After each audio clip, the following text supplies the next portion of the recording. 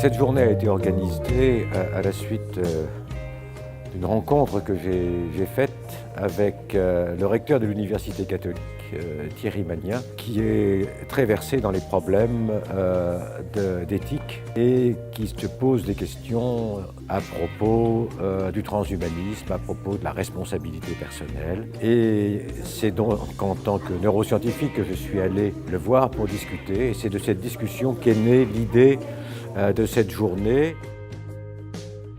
On avait tout d'abord le professeur Moguière qui nous parlait de l'inconscient cognitif, ensuite le professeur Sarfati qui nous parlait de l'inconscient freudien et l'objectif peut-être c'était de voir est-ce qu'il y a réconciliation entre ces deux inconscients.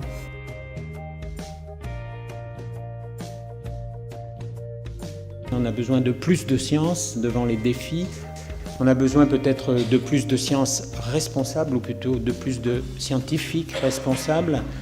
Les formations à l'éthique des scientifiques eux-mêmes, parce que peut-être que, comme moi, vous avez eu parfois le vertige dans les possibilités qui s'ouvrent. Je me dis comment on pourrait continuer, notamment, c'est une des questions qui m'intéresserait beaucoup qu'on continue de regarder, c'est l'interface, l'interconnexion entre émotion et raison.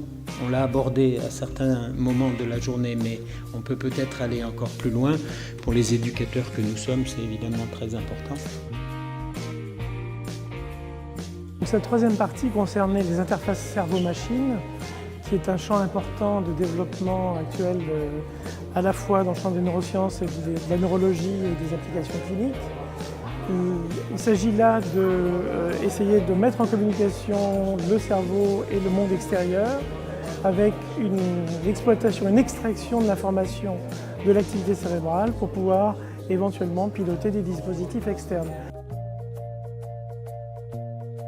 C'est vraiment intéressant et ça pose vraiment les questions de tout ce qui est de la nature et de l'artificiel et où est-ce qu'on met les limites.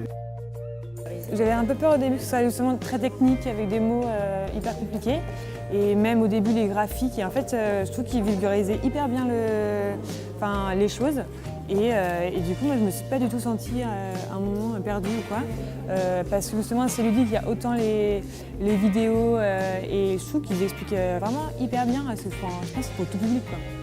Donc ça j'avoue que ça m'a bien plu.